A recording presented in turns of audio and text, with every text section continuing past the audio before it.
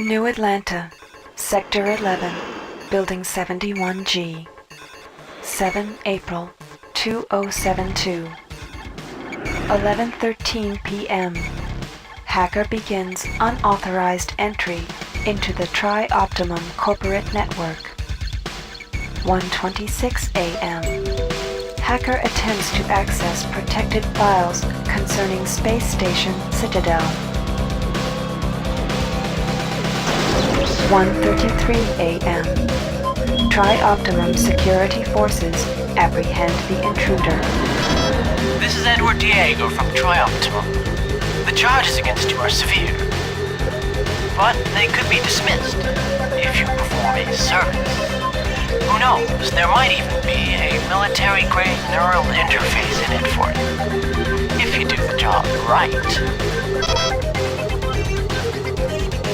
Edward Diego gives the hacker Level 1 access to Shodan, the artificial intelligence that controls Citadel Station.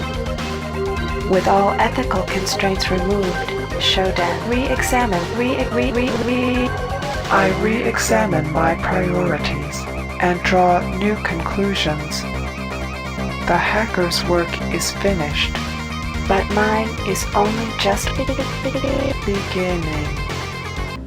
Edward Diego is deleting all files concerning these events.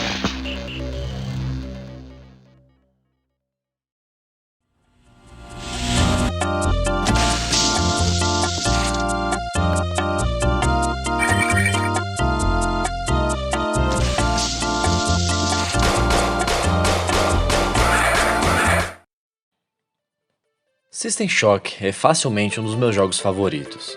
Não o 2, apesar de eu gostar muito, nem o remake do primeiro, apesar de ter ficado muito bom. Tão bom que tá rodando a 15 frames por segundo aqui na minha máquina. Tô falando dessa figura aí mesmo, com gráficos que pra hoje são péssimos, mas no contexto foi revolucionário. O primeiro System Shock foi lançado em 94. O desenvolvimento dele parece ter nascido junto dos anos 90, dá pra dizer. E a temática de fato é totalmente uma continuação do Cyberpunk dos anos 80, como vocês vão ver.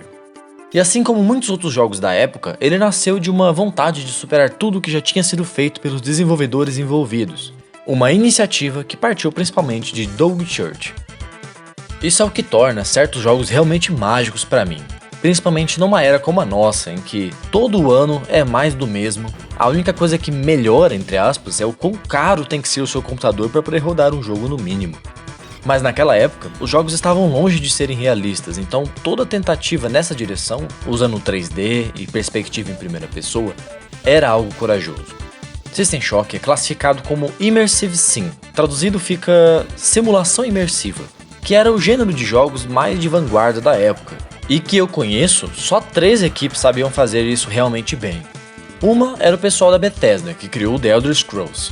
Outro foi o pessoal que criou o famoso Doom, de 93. E por fim, a galera da Looking Glass, que criou o System Shock de 94. Não vou me ater demais a isso, mas a história da criação dele é interessante, porque é bastante conturbada, principalmente se tratando do estúdio, que se fundiu com outro mais de uma vez, mudou de nome e, além de tudo, simplesmente fechou no ano de 2000.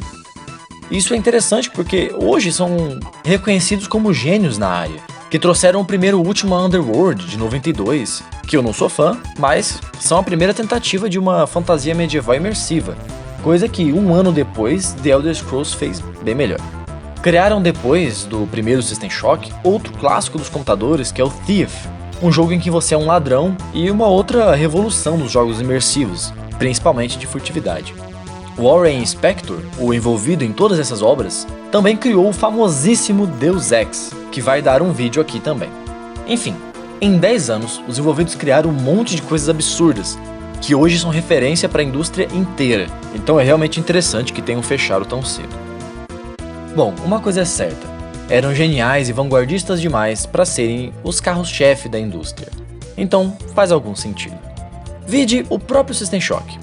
Tanto para aquela época quanto agora, os controles são difíceis de usar, ou de adaptar a uma posição confortável, já que você podia interagir com um monte de coisas, mover a postura do personagem de umas 10 formas, e ainda se orientar por uns mapas assustadores de grandes.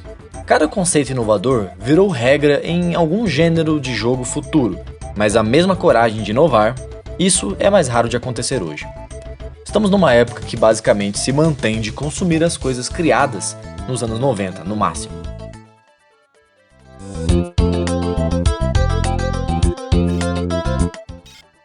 Agora eu vou parar de enrolação e falar do mais importante, da narrativa de System Shock, sua história, que é simplesmente incrível e capaz de despertar diversos insights.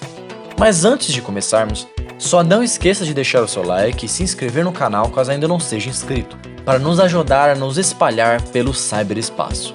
Dito isso, vamos prosseguir. O jogo se passa em 2072, num futuro realmente cyberpunk, em que corporações controlam tudo.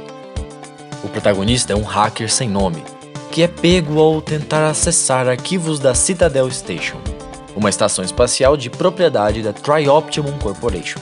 Essa seria uma das maiores e mais poderosas corporações. O hacker é levado para diante de Edward Diego, um executivo da corporação. Diego se oferece para retirar todas as acusações contra o hacker em troca de um hackeamento confidencial da Shodan, a rede de acesso de dados hiper-otimizada senciente, a inteligência artificial que controla a estação. Diego secretamente planeja roubar um vírus mutagênico experimental que está sendo testado na estação da Cidadela e pretende vendê-lo no mercado negro como uma arma biológica. Para atrair a cooperação, Diego promete ao hacker um valioso implante neural de nível militar.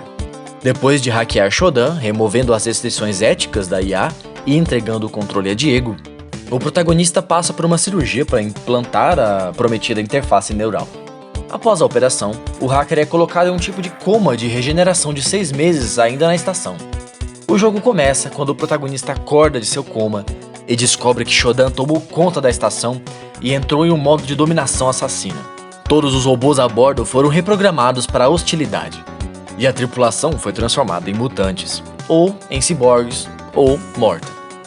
Durante o jogo, você vai encontrando registros de áudios ou mensagens, e muitas delas são gravadas durante os últimos dias de combate entre os humanos e os agentes da Shodan. Então você ouve muitas vezes as últimas palavras da tripulação da Cidadela.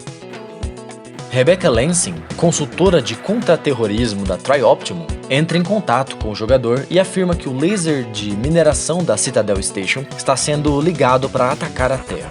O plano de Shodan é destruir todas as principais cidades do planeta, em uma tentativa de se estabelecer como um deus. In my talons, I shape clay, crafting life forms as I please. Around me is a burgeoning empire of steel.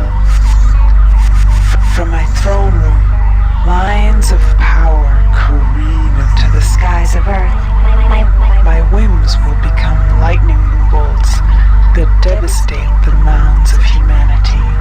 Out of the chaos, they will run and whimper, praying for me to end their tedious anarchy. I am drunk with this vision. God, the title suits me well.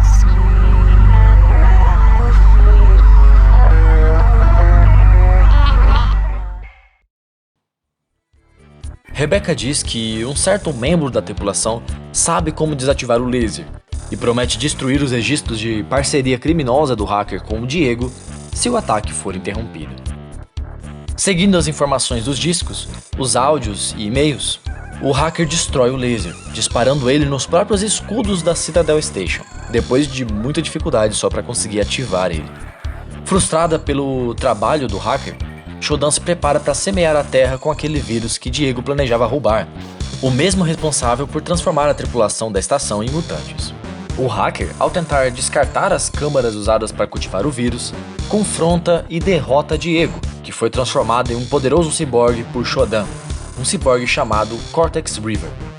Em seguida, Shodan começa uma tentativa de se carregar nas redes de computadores da Terra.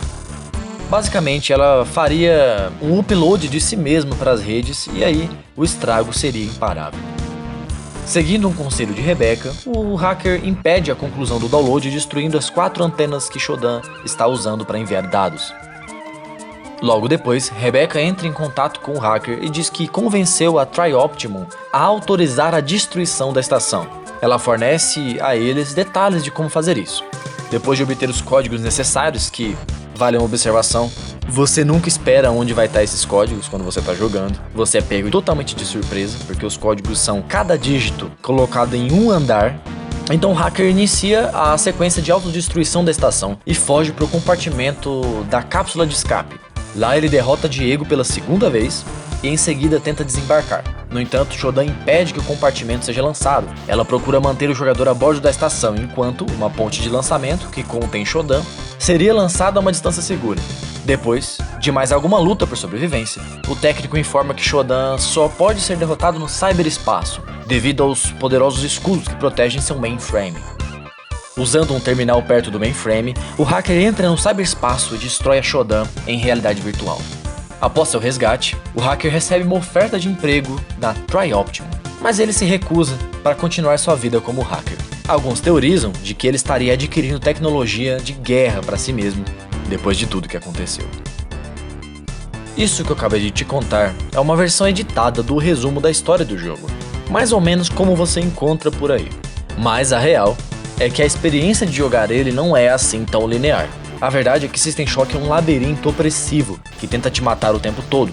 Te falta recursos, Shodan planta armadilhas, te observa por câmeras e envia lacaios.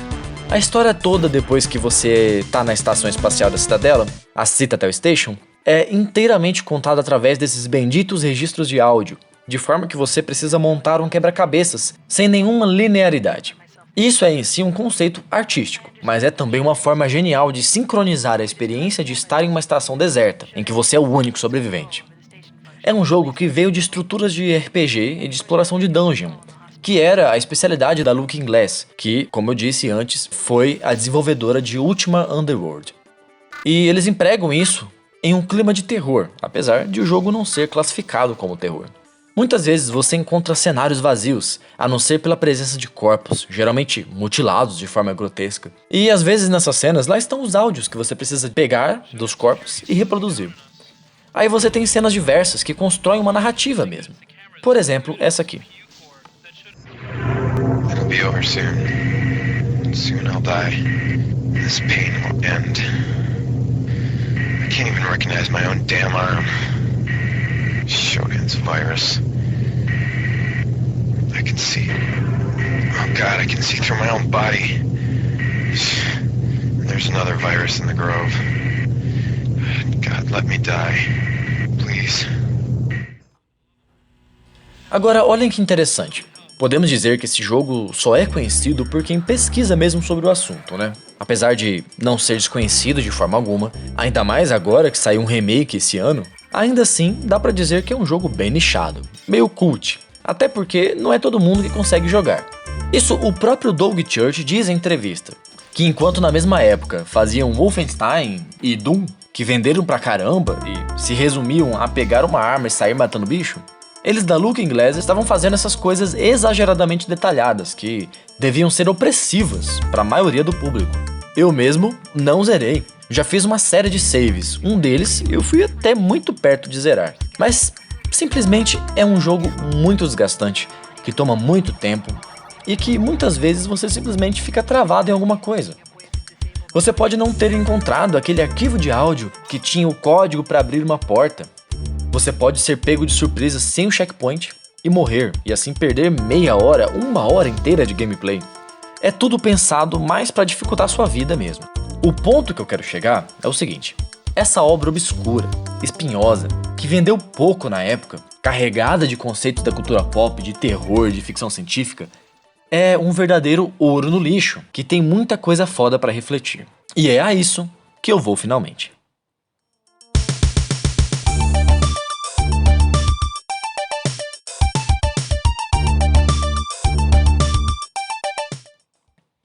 Primeiro de tudo, você é um hacker, um fora da lei que só queria se dar bem e acaba com a responsabilidade nas mãos de salvar a humanidade. Isso é um arquétipo comum do herói cyberpunk e reflete muito desses mundos futuristas em que tudo é um produto, tudo é sobre o que você ganha. O cyberpunk nos mostra a modernidade em seu estágio final, o capitalismo máximo, Um mundo onde as verdadeiras virtudes só podem ser vistas como fraquezas, inaptidão. Um novo conjunto de virtudes artificiais se forma e um herói só pode surgir em condições extremas. Hoje em dia, é muito comum nos sentirmos um bastião da moralidade. Mas a real é que, cada vez mais, à medida que nos aproximamos do cyberpunk, temos uma percepção distorcida da realidade. Eu vou propor uma reflexão e você tenta ser honesto consigo mesmo. O quanto das virtudes e posturas que você toma para si e considera serem corretas não passam de passividade e conformismo? Quantas dessas posturas não provêm justamente de uma moralidade projetada em laboratório por megacorporações ou governos? Tanto se você for progressista e se considera moral por ser receptivo, mente aberta, sei lá, quanto se você for o famigerado cidadão de bem. Percebe como os dois nomes já são uma etiqueta moral? Se virtude implicasse em tomar uma atitude, de se meter em problemas, contrariar o poder, será que você seria capaz de honrá-la? Eu vou mais além. Se você for minimamente religioso, o que é mais comum? Você lembrar de Deus ou do que você trata como sagrado por conta própria, ou quando você tá num aperto, quando te falta algo, ou quando você pode estar em perigo? E eu nem tô fazendo um julgamento aqui. A única coisa que eu tô de fato julgando é a diferença do nosso mundo para esses mundos cyberpunk. Apesar de muito semelhante em muitos aspectos, no nosso mundo ainda podemos nos iludir quanto à natureza da realidade e à nossa própria natureza. No nosso, a gente ainda consegue mentir pra si, fingir sermos melhores do que somos. Mas na selva de metal de um mundo como o de System Shock, um fora da lei desonesto vale mais que a gente. Porque além dele, paradoxalmente, não esconder o que é, o próprio mundo não esconde a ameaça, não se esconde como um mundo cruel, e a IA aparece como ela é. E quando as condições terríveis apertam o cara, ele pode descobrir um potencial desconhecido. De um imoral qualquer, nasce um herói improvável, um campeão cibernético. E quando esses personagens, tão conscientes de sua própria superficialidade, agem com virtude, então essa virtude é totalmente sincera, desvinculada de qualquer racionalização moral ou religiosa. Será se da gente nasceria a mesma coisa? Esses heróis relutantes ainda têm um outro aspecto interessante. Pelo fato de terem essa malícia, acabam indo parar no coração do problema. No caso do nosso hacker, desejar um implante cibernético colocou ele na nave. É quase como um herói estilo Spawn, que primeiro se junta com o diabo, para depois desafiar ele.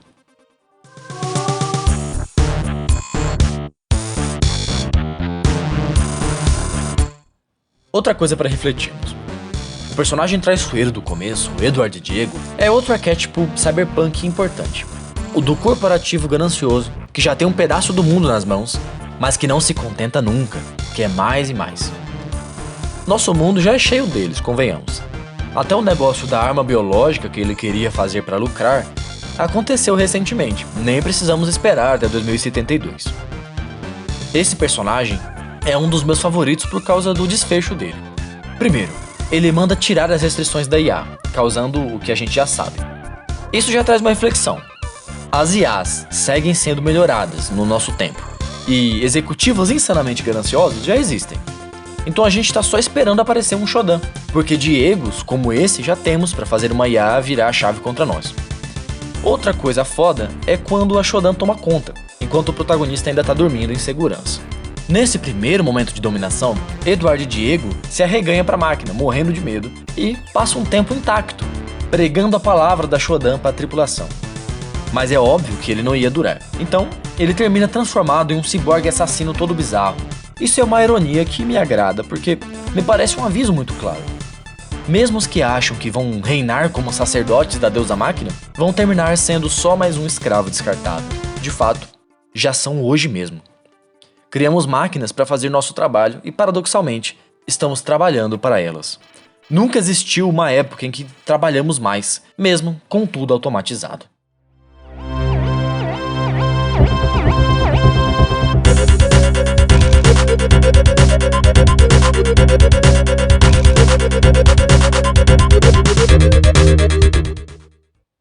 Agora, o grande personagem mesmo, a gente já sabe qual é: Shodan. Ela é tão marcante que mesmo o System Shock 2, tendo uma trama bem diferente em vários pontos, ainda é a Shodan lá, voltando para ativa, dessa vez até como capa do jogo. Curiosamente, Shodan retorna no 2 após exatamente 42 anos. O trailer enfatiza o número, e não é à toa. Explicamos a mística por trás do número 42 no nosso vídeo sobre Aranhaverso, que está aparecendo no iCard. Vale você conferir. Então, sobre a Shodan, eu tenho muita coisa para falar. Primeiro, no quesito jogabilidade, a presença dessa inteligência semi-divina controlando a estação espacial é um conceito muito bem executado. Se imaginar na situação é imaginar um pesadelo único, porque a máquina não negocia, ela decreta e cumpre. E você nessa situação é marcado de morte. A real é que a Shodan não controla a estação apenas, mas ela é a estação. Ela é como um espírito vingativo de uma torre de Babel espacial, que era fadada a se tornar o mal de todos que a construíram e desafiaram o perigo. Ela até mesmo fala essa ideia de ser o espírito da estação, nesse trecho aqui que colocaram no remake.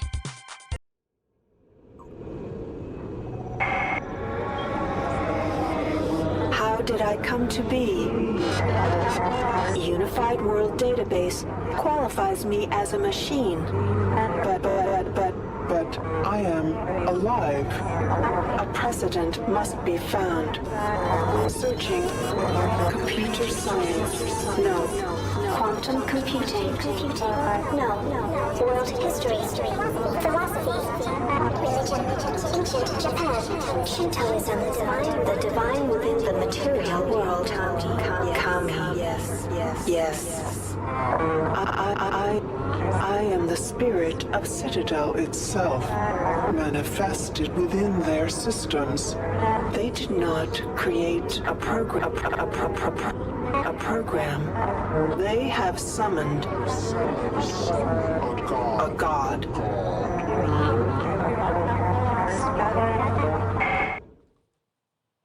Em entrevista, os desenvolvedores Warren Spector e Paul Neurath falam de muitas ideias que eles discutiam com o Doug Church para essa IA que seria o grande vilão. Uma delas era ela ser a presença dos próprios desenvolvedores, ou uma espécie de Dungeon Master, ativamente tentando matar o jogador, tendo o controle sobre a própria realidade.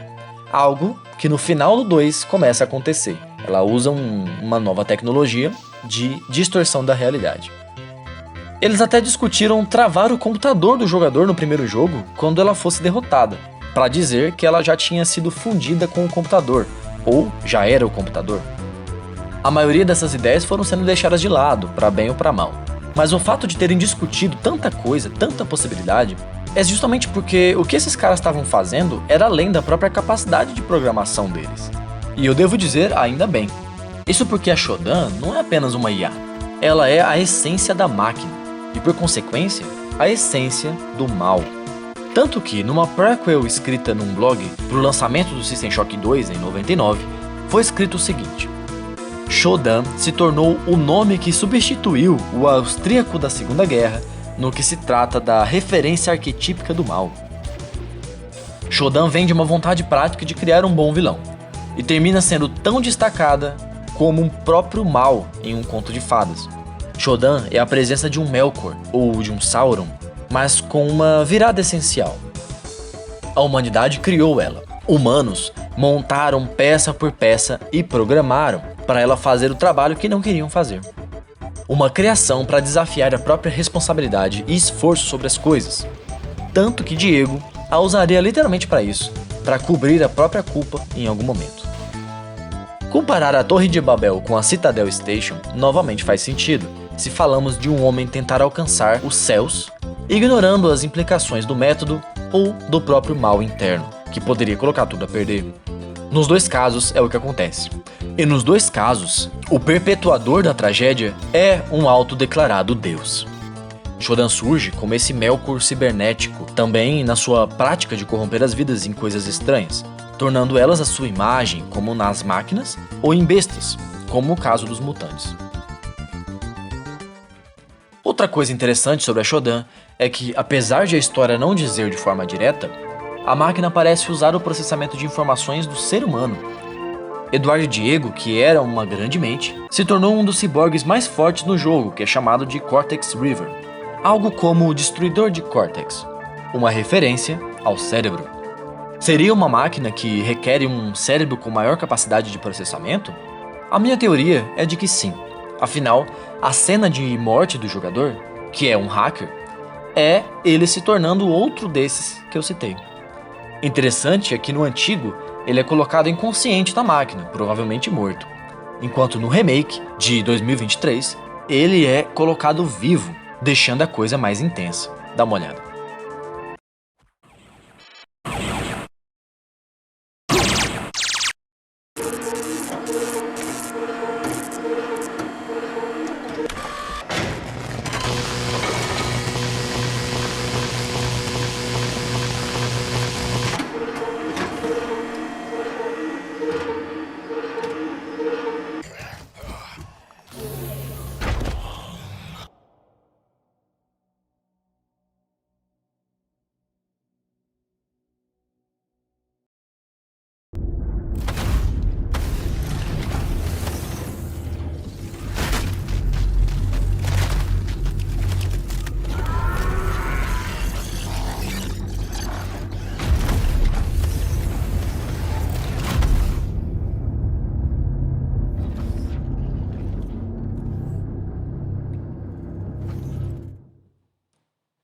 Agora, a gente fala de IA, de inteligência artificial, isso e aquilo, mas a gente pode mesmo classificar a máquina como inteligente? Se não as de hoje em dia, ao menos potencialmente? Capacidade de processamento é inteligência? Isso é o que vamos discutir num próximo Lamerologia.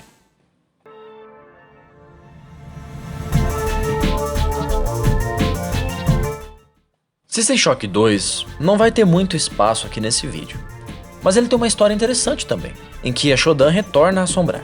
Nas paredes, às vezes você pode encontrar escrito em sangue: Remember Citadel. Lembre da Cidadela. Uma referência ao outro jogo. E um aviso que, pra gente, é muito mais gentil do que pra eles. Lá, o erro de delegar tudo à máquina foi cometido 2 vezes. Aqui, a gente ainda tem como escolher outra rota. Mas outra coisa bacana é que aquele plano de contaminação com o vírus que você impede no primeiro jogo acaba se tornando um segundo antagonista. Isso porque as vidas com as quais Shodan estava brincando de Deus cresceram desgovernadas e se tornaram uma entidade orgânica chamada de The Many, os muitos. É um toque interessante que, primeiro, o mal da Shodan gerou outros males que ameaçaram até a sua própria autonomia. Assim, ela se tornando uma besta de 2 cabeças, uma de metal, outra de carne. Segundo que, temos uma possível reflexão gnóstica, em que, intrínseco à carne, também mora algo capaz de corromper a gente, até os mesmos impulsos tirânicos do Deus Máquina. Como diz os muitos, eles convidam para o abandono da individualidade. 2 faces da mesma força, que no nosso mundo não mostra a cara, deformando a realidade sob nossos aparelhos e sob nossa pele, nos fazendo indistintos, manipuláveis.